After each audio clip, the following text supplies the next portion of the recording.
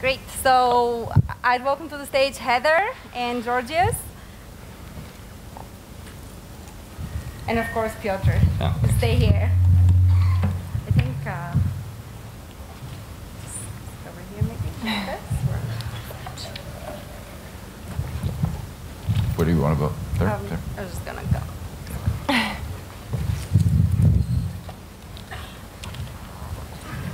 Great. Well, welcome everyone, and thanks for having us here today. So Piotr kicked us off with the great story BlaBlaCar, which is representative of the sharing economy and the collaborative consumption. We'll do very quick introductions, and then we'll dive into a couple of Q&A. And so think about questions that you'd like to ask as we speak. Ivo said, I'm very happy to be here for the second year. My name is Maria Karaivanova. I work currently run business development at CloudFlare, which is not your typical collaborative consumption company because it's in the B2B space. Having said that, however, we provide performance and security for over 1.5 million website owners. So they share a lot of resources such as IP addresses and also share a lot of security information and other. So with that, what I'd like to do is give each of the panelists about a minute to kind of tell us about yourselves and your companies and products. And Piotr, you can tell us about your consumers if you'd like. So we'll start with Heather here. Sure. I'm Heather Leisman. For those of you who were here yesterday, you heard a little bit about my company, which is HotelTonight. So we were the first same-day hotel booking solution built from the ground up for mobile. So we focus really just on that one niche use case of people in a bind last minute who need a great deal at a great hotel. The company is headquartered in San Francisco, and I lead the European expansion team, so we're based in London. We're about 3.5 years old, have about 80 million in USD in venture-backed funding, and the company has been growing at about 300% per year, so great expansion story. While we're not necessarily, I think, a traditional sharing economy, I think one thing that does make us kind of part of this discussion is just how we've grown, and that is that our biggest source of growth in terms of expansion and getting the word out on the consumer side is referrals and people talking about the business, someone having a great experience on HotelTonight and telling their friends. That is what has driven us to 10 million downloads worldwide. We also have a very rich referral program in place, so if any of you have received my card, you'll see that you get a $25 US, 20 euro, and it goes from there, 15 pound in every currency, pretty much. Incentive to sign up. So if someone gives you their code, you get that money immediately, and they get the same amount when someone makes a booking. And obviously, that's been a huge source of growth as well. So from that perspective, I think we are kind of a sharing economy. Or the business isn't necessarily, but the expansion is for sure. So I can share. Well, I told a bit about BlaBlaCar, about our story. I can tell also about my story. I mentioned that my company was acquired by BlaBlaCar. I think it's kind of an interesting option for companies also from the region to operate globally, being a member of a bigger team actually. And I was always entrepreneur, like I think I'm 35, so it's like almost 15 years. And I've never worked for someone else, so it was something very interesting to consider joining a bigger team and working with someone else. And actually, I developed a ride-sharing platform in Poland, and that's how my story started with BlaBlaCar in 2012. So if anyone later wants to discuss that, I'm happy to share about that. And I'm Georgios Gatos. I'm a co-founder of Incrediblue. Incrediblue is a boat rental marketplace. When we launched back in 2012, they said we were Airbnb for boats. In reality, we're in a hybrid, like Airbnb and Booking.com for boats. Airbnb because you have the chance to contact directly to the boat owner, and if you don't have a license to navigate a boat, then actually you spend your holiday with the boat owner, so it has the sharing part of the experience. But also like Booking.com, because if you know how to sail, you just, with 3 clicks, you can rent a boat all over the Mediterranean. We are the youngest company compared to you guys. We started in 2012, launched in 2013. We raised 600,000 euros in 2013.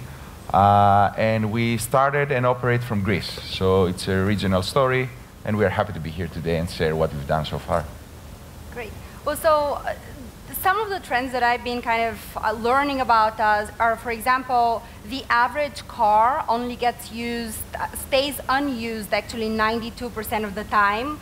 The average vacation rental home stays unused about 75% of the time. There's a ton of unused, unsold hotel inventory. And so those are just some stats, but the trend today, especially with younger people under 35, is that they don't feel the need to own an asset. They're a lot more open to sharing an asset and kind of just use it when they need it. And there's this big movement towards non-ownership. So when we're preparing for the panel, we talked a little bit about how important building trust is. So I'd love to hear from the three of you, how do you go about building trust in your communities? What are some of the factors and techniques that you're using to get that? I'll start. Sure, go ahead. I mean, we spoke a little bit about that separately, and it's I think for HotelTonight, coming in and one of the big challenges that I faced in growing the business here in Europe was that we were a relatively unknown brand, and this was on two sides. So I think about our customers as being two different groups. One, the hoteliers that we work with, and the other, the people that are actually making the bookings. And there was distrust on both sides. You know, we were facing it from all ends. So from the hoteliers' perspective, we had a lot of copycats in the market who had approached the hotels. They were already working with them, and the hotels basically said, oh, no, we know about your model. It doesn't work. And so it was this re-education and kind of gaining their trust and acceptance.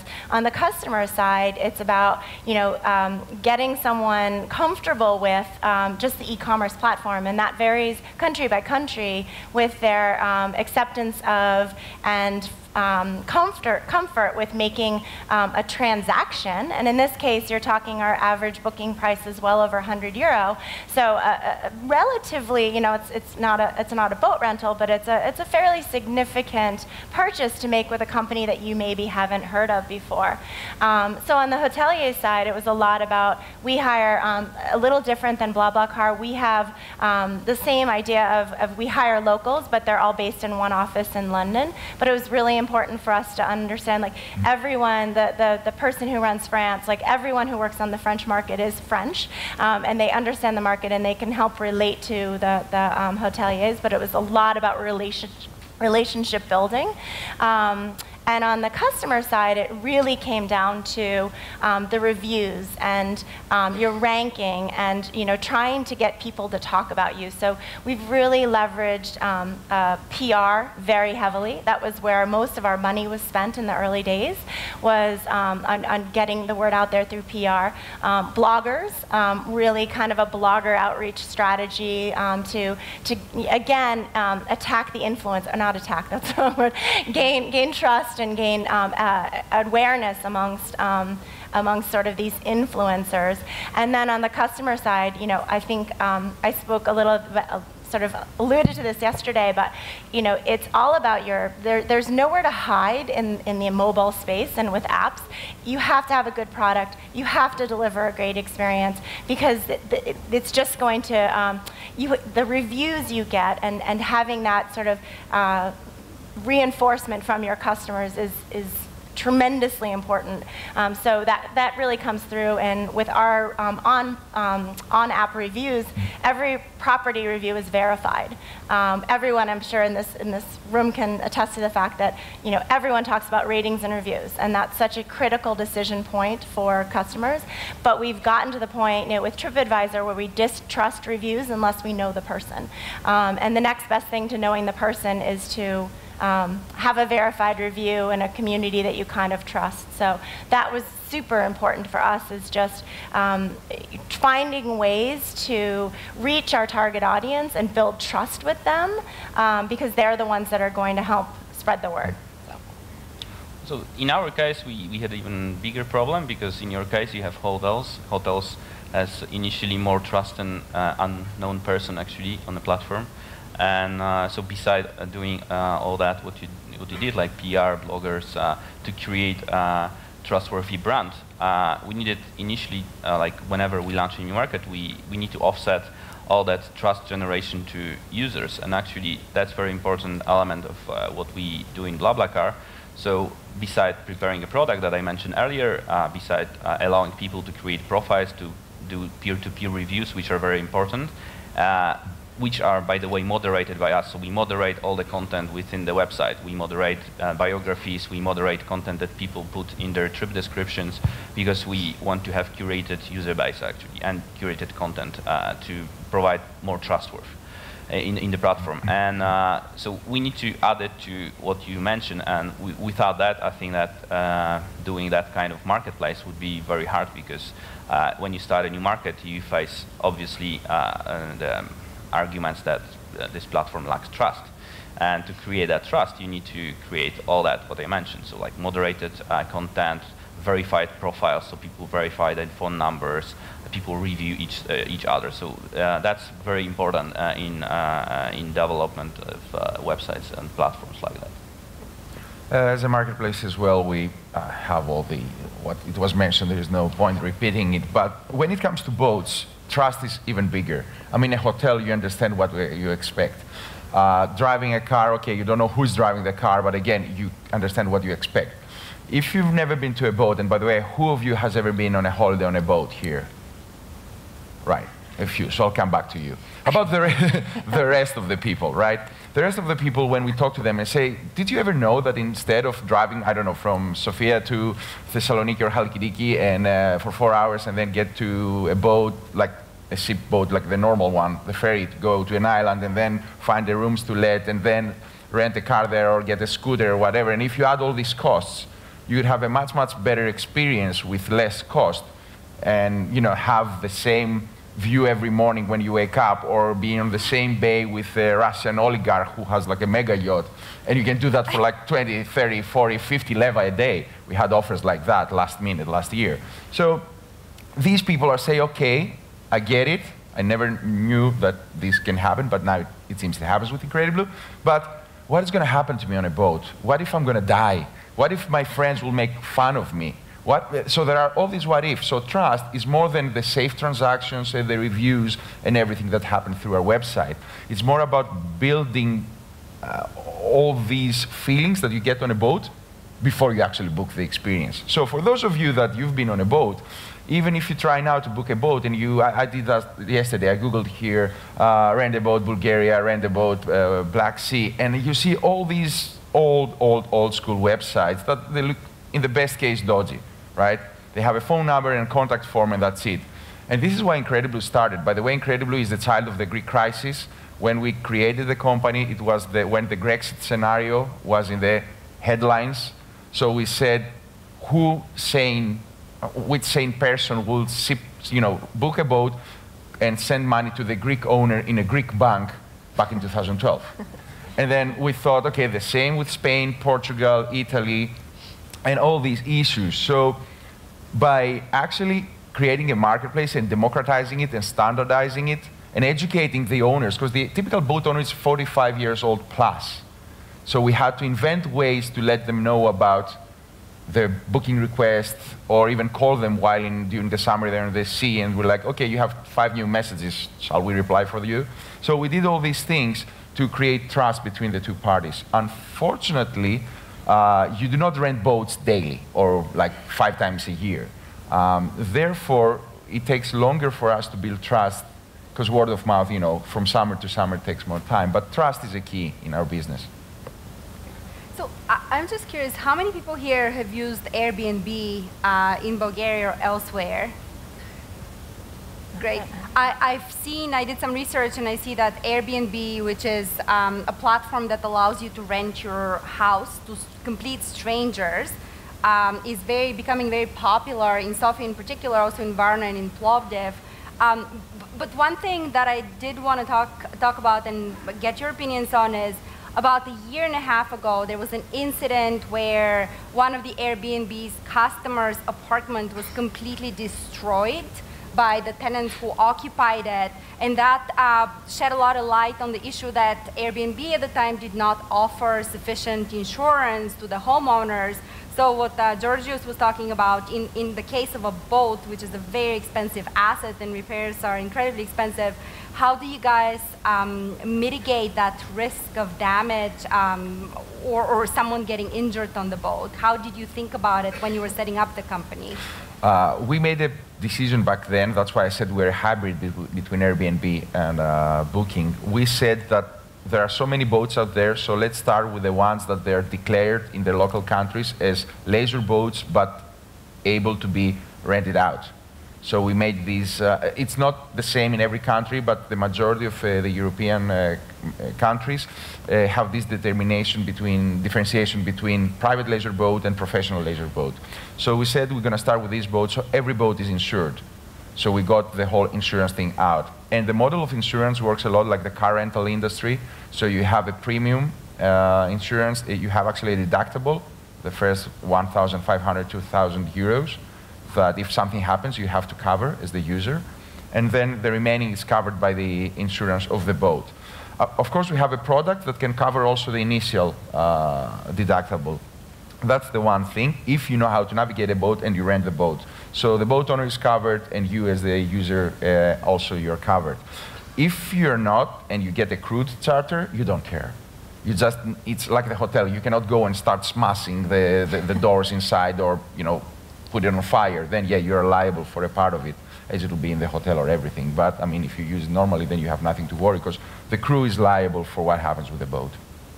Piotr, how about when you're giving a ride to someone, how does insurance work? And also, if you have any knowledge about other companies like Uber and others, since we couldn't have our Uber panelists today, to talk about how insurance affects those business models. So I can share how it works in our case, but before that, I would say that you can mitigate a lot of these risks by actually do what I said earlier, so by providing a lot of peer-to-peer reviews, profiles, so it makes people actually more visible, and they are less eager to do some crazy things. And it's probably what Airbnb does, because you mentioned one incident, and actually how many incidents in hotels you have like that? Probably more. So if it comes to insurance, I would say that in our case, it's within European Union and let's say Europe, it's not actually the case, because we have a third liability insurance that covers all the risks for passengers, and it's so it's covering all the possible damages. That works like that because BlaBlaCar is a platform where drivers don't generate any profit, and that's how we built the platform. You cannot generate profits. So in other cases, well, it's hard to say. Probably there are different scenarios and different insurances, and we also know that probably on some markets we will need to deliver some additional products because they may not have insurance policies like in Europe, and that's what will probably happen. Got it. We talked about, you know, it sort of comes back to the trust issue as well, and as much as you try to build, like, all the efforts, you can put 100, you know, efforts into building up trust, and one story like that will just take you right back to where you started from. But I think, like, I remember that story quite vividly, and a lot of the negative, you know, there was this terrible incident, but a lot of the negative press around it was the lack of response from Airbnb, and the fact that they really didn't take accountability for it and ownership for it, which is, you know, one thing that we've really tried to do is, like, our customer service team is a huge investment. We consider customer service our marketing. You know, that's where a lot of the budget goes into, because I think generally speaking, most people, I don't know if it's cynicism or what have you, but they're understanding when something goes wrong, people know that everything isn't, especially with travel these days, there's going to be problems. Your flight's going to be delayed, it's going to be canceled, something's not running on time. People are used to being disappointed in some aspect. It's how you handle that situation. And I think having a really great, very responsive, very empathetic, very natural, unscripted customer service team that is responsive, empowered, and able to kind of fix those problems on behalf of the customer, that's going to go a very long way to rectifying it. So, we've seen a lot of cases where hotels, someone showed up and the hotel, like, we don't know who HotelTonight is, or they've walked the person, or we've had really, like, not great, I probably shouldn't tell this is a huge room, but we've had some bad experiences for customers. However, our team has turned those into positives. And we've had customers who are like, wow, I showed up, you didn't have my reservation, it was a convention going on, they wanted to move me somewhere else, but man, this person had my back. I called them, they fixed it, they made it better, I feel great about it. And I think that is really, really important, that you have to acknowledge that not everything's going to go perfectly. But it's, do you step up and take ownership for that and deal with it? And if you do, then that goes a long way to building trust. So I would add also that customer service is something that we also heavily rely on, and it's a very important thing that people can contact us if anything wrong happens. But there is also one other thing that appears after some time when you grow with your community. Actually, it's your own community helping you to eliminate the black sheep. They're contacting you saying, well, this guy does not look really trustworthy. He's doing like 20 trips a day, which seems that he's trying to run a business, and that's not something that we want to have in our platform. And then we deal with that. So users help us to eliminate stuff that we haven't been able to spot. And that's important to have a supportive community. So actually, it self-regulates. Yeah, it self-regulates. I think people that use HotelTonight feel like they're part of this. Like, it's different from booking because it's people like me that are booking these hotels. So when we get feedback, it's similar. When we get feedback from a customer that this hotel really, they weren't that. It's usually not a qualitative, it's usually a service. Like, the front desk person was rude, the rooms they gave me were terrible. Like, we have the luxury of not having to work with every hotel, so we just stop working with those hotels. So totally agree. When you have users that feel connected with your brand, and in a sharing economy or a company like ours, there's a strong connection to brand, and it does really help. The community then polices itself. So with that in mind, building a community and excellent customer service, how do you guys think about entering a new market or a new country or a new city in your case? So for example, if you're thinking about expanding Incrediblue into the Black Sea region, how would you approach it? What are some of the things you'd be looking for and thinking through? Well, I can tell you how we started and how we're changing it now. When we started, we wanted to see if boat owners will come and add their boats the same way the homeowners would go to Airbnb. So even if you go now on our website, you'll see list your boat. As a result, we have some boats all over the world without strategically being there. On the other hand, because of liquidity, if you don't have a significant amount of boats per location, then there's not much traffic going on. So we started very open, and we just wanted to see where boat owners will find out and start adding their boats. Strategically, though, we go to locations that traditionally are a dream place of all over the world to go and sail. That can be Croatia, Greece, Spain, and there are other areas as well.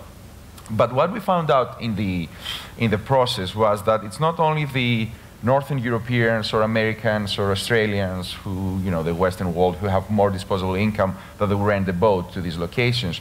It was mostly due to technology and the easiness of use, locals renting boats.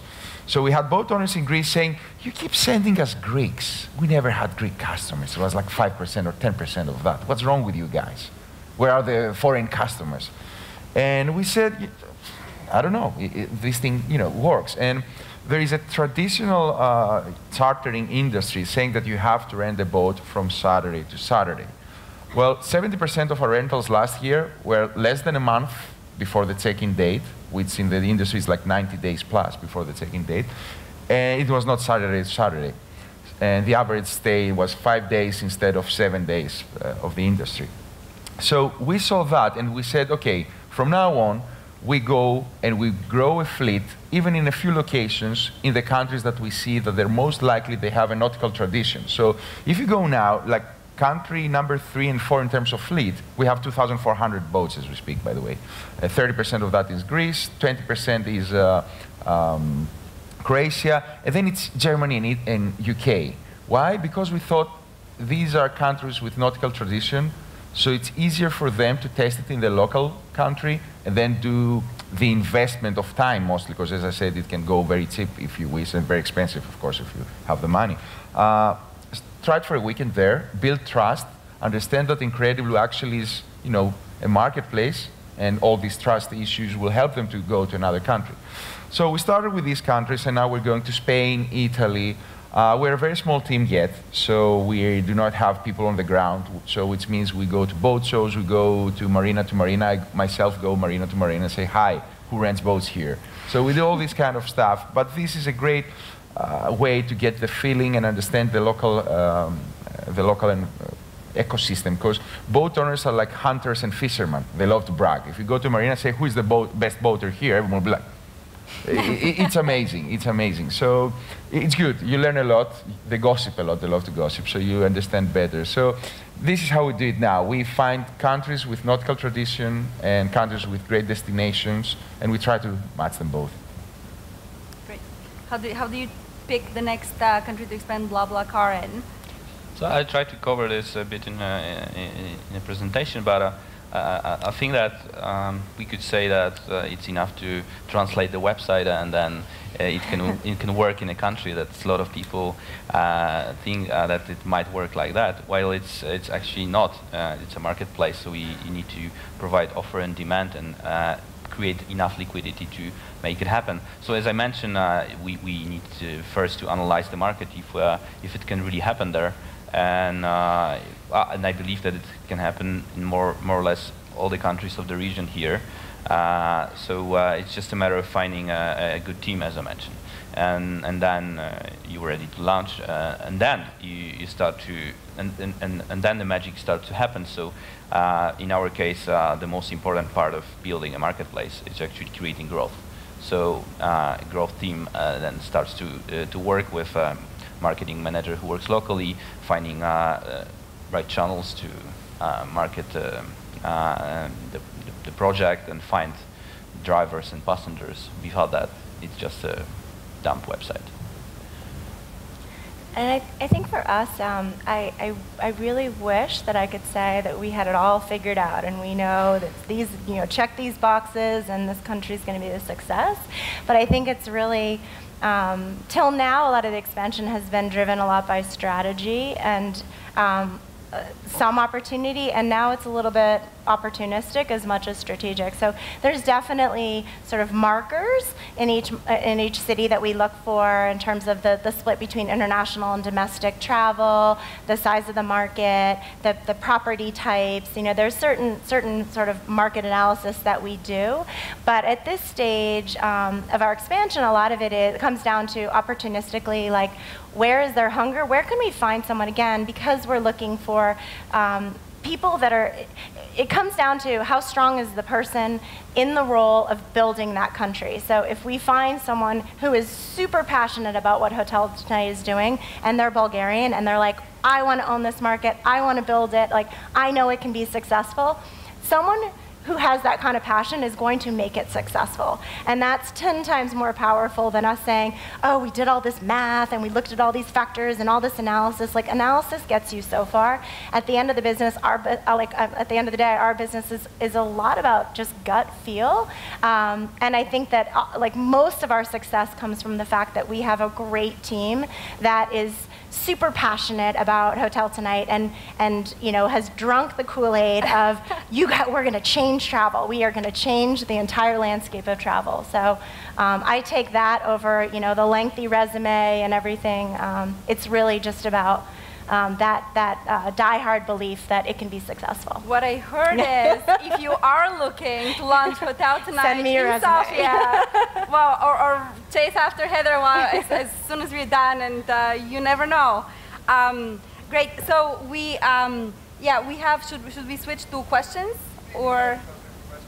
Great. So just one last question for the panel, and then we'll open it up for one or two questions from the audience. But so, if I'm an entrepreneur in Bulgaria, have a great idea in this collaborative space, what should I be prepared to be asked by potential investor? What is the skepticism or some of the tough questions that you guys had to answer as you were thinking about launching your business? Oh, me. Yeah, mainly looking to you. All right, okay. So we have the two questions, all of it. Market size, because as I said, who did it before? Some of you raised your hand. And our response is that, yeah, we serve already this market, but the rest of the room is our potential market. So we compete with hotels for your weekend or for your holiday. So that's question one. And the question two is like how you're going to create liquidity. So how you're going to bring traffic on your website.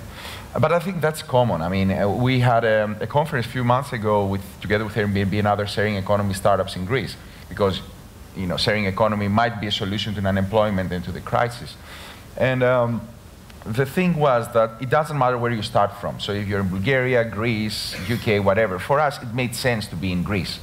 It didn't make sense to be in Berlin or the UK because most of the supply was in the Mediterranean.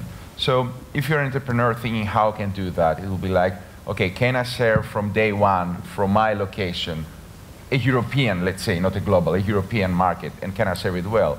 And then you take it from there and you test your hypothesis and you see how it goes. To that I would add, which are great arguments actually you can expect from a potential investor that asks you some questions before he invests, but I would consider also, because it's sharing economy, there are a lot of players there, probably some of them does charity, but a lot of them are businesses and they need to earn. So then you need to realize, okay, I need to get those users, and probably it will mean I need to spend some money, and then you need to think of how would I earn on that, and how much would I earn on that, and how fast am I able to pay off the investment that I put into this growth that I generated, and that's something that that you need to think of. The strategy that you have, like relying on or word of mouth on virality, it's going to happen. In our case, well, we need to put a lot of money to grow actually, because we need to create offer and demand. Yours already exists. Yeah, I think for us it's a little different because it was an established business model, but I can say like last September we raised a pretty sizable $45 million round, and that came from demonstrated success in taking the business to Europe. So when I opened the office in Europe, there were copycat competitors that were in hundreds of cities, and one of the biggest criticisms we got blasted on iTunes reviews. I got nailed by journalists saying like, you guys have to be bigger, you have to be bigger. And with HotelTonight, it definitely, not being everywhere was a big problem for us. However, it was sort of having that discipline to say, we need to crack the code. Like, we need to get it right in the markets we're in before we go big. So in the first year, I think, just a full year, we were only in about 25 cities in all of Europe. And it was very, it's decent growth, but not great. So now we're about 2 years, we're at about 70 destinations. By the end of this year, we'll be at close to 200. So it took us kind of like the discipline to say, we'll take the criticism, we'll take this on the chin to make sure that we know how to run this model. Like, every country was different. Europe is so complex, it's so fragmented. And so having, being able to push back and having the support from our investors, our original investors, to say, you don't have to compete with these guys. You have to figure out what the business is and how you're going to make it work, so that then you can replicate it. And now we're at a stage where last year was all about scalability, it was all about understanding the market dynamics so that we can get huge in 2014. So I think that was key for us, was just demonstrating that, fighting off criticism in order to sort of stay true to who we were. Both your companies share Excel as an investor, and you also have the Venus company, USVP, exactly, as an investor, which is great. Do we have time for 1 or 2 questions? Yes, that would be good. Okay, great. Any questions for the panel? There is one there, as I saw if it was the first one. Hi, a question to Piotr. What is the revenue model of BlaBlaCar?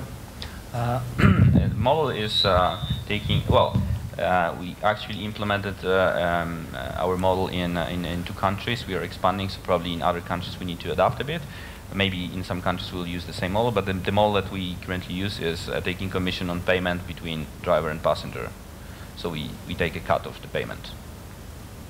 Before the trip, or? Well, it's because we merchant? take online payments, so the payment is paid to the driver after a ride when everything goes well. Otherwise, passenger gets his money back, and we can take a cut of what's transacted actually. Okay, thank you. One more question. Pavel. There's one here. Oh, sorry.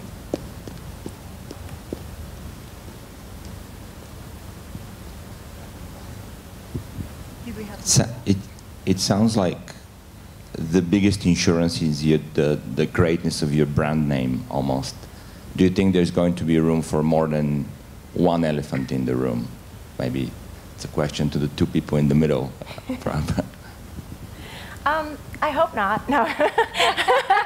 I mean, no, I think so. I mean, this is a big, like in my case, it's a massive market. You know, it's a $500 billion market, of which same day is about 75 million. Sorry, 75 billion. So there's a lot of room for a lot of different players. I think the one thing is that being a mobile-only app and what we've seen in terms of behavior, people are not going to have 10 travel apps on their phone, right? So our hope is that, you know, stats will say that most people will have 1 to 3. So our hope is that people have, you know, an OTA for normal bookings, whether it's hotels.com or booking.com or whoever your OTA is of choices, and then hotel.com, I mean HotelTonight for this same day use. So I think from there's a huge market, and there's a big enough market where it doesn't necessarily have to be Booking or HotelTonight, but it's not going to be 100 different players. Like, I think you're going to see the same. Within our space, we've seen all these competitors and all these copycats come out, but eventually you see what happens in most markets where that happens, and then there's a huge consolidation. You know, just in the year and a half, 2 years that I've been in Europe, when I came in, there were at least a half a dozen competitors. 1 got sold to Groupon, 1 was acquired by Secret Escapes, 2 have gone out of business, and the other 2 have merged. So that's just in a very short span of time, and I think that's pretty consistent with what you see across many industries. So in our case, I would say that it depends on an angle you look from. If you consider the whole transportation network, that's what I've shown in the presentation. I think that there's place for a lot of players. But if you consider ride-sharing and long distances, I would say that on each market, it's just a one-player game. Actually, you need to be the winner to provide liquidity and to make it happen. So answering your question, that's a game of one winner. Okay. Thanks, everyone. I have a question, and I also have the microphone. Lucky me. And I apologize for not seeing that. Go ahead. Good. My question is to Heather.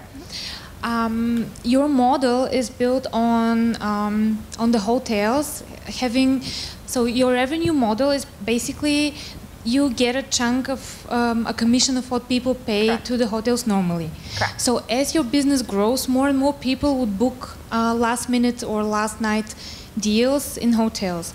But the more people book this kind of deals, the less profit will be for the normal hotels or Booking.com. Do you think this is a kind of a problem for the future for you, or? I think the thing about HotelTonight is that, you know, I get questions a lot around, are you training the customer to wait to the last day? And the fact is that there are these people that are just so passionate about what we're doing, and they're like, I love it. It's like, you know, hotel roulette, and I never know where I'm going to stay. But natural behavior is that if you know where you're going and you need to be somewhere, vast majority, I mean, I could pull this room, but I don't know if we have time. But you know, most people are not comfortable waiting until that very last minute, and especially where it's where you're staying. I mean, this is like the bottom of the hierarchy of needs, right? Like, you want to know where you're sleeping that night. So it's, you know, I don't see that as sort of training people to wait for the last day, but I think what you see is that people are becoming more and more comfortable in booking with that last minute space. I think you also have to look to what the customer wants. A lot of hotels will say, well, we don't want to, we want the customers to book ahead. That's great. I think there's a lot of things that we'd all like our customers to do. You can't force your customers to do anything. And with mobile and with the way people are traveling and with the trends of what's happening today, there's so much more of this last minute need to travel. So I think that as markets become compressed, like we're about to head into June, I can tell you right now, my France country manager is not a happy person. She is extremely nervous because Paris is basically sold out the whole month of June. So finding that space and finding rooms is definitely a challenge, and that's where our hotel relationships and partnerships are really important. It's that they understand that they may have to give a little in the high season to get a lot in the low season. I think that one of the key things for us is that 60% of people that book on HotelTonight indicate that they didn't need a hotel room. And that's really important. Like when we've done case studies with properties on the impact that we've had, their ADRs may have taken a small, they may be flat or they may have gone down a little. Some have gone up, but a lot of times we are going to drive a lower ADR customer. Sorry, that's average daily rate. Sorry. So a lower price customer, but their revenue per available room, which is basically taking occupancy into goes way up. So it's sort of this idea of, if you're an average hotel, like I met with hotels in New York last year, they're like, there's 5 days that we're sold out. So if there's 5 days that you're sold out, if you give rooms to us on those 5 days, we're going to help you on 360 of them. That's a pretty good trade-off. So I hope that answered your question, but it's still an evolution, for sure. Thank you. It's pity that I don't have a hotel. Thank you. No more microphones in the room. And I need to cut the panel. Thank you very much to all the speakers. Please give them a round of applause. Thanks.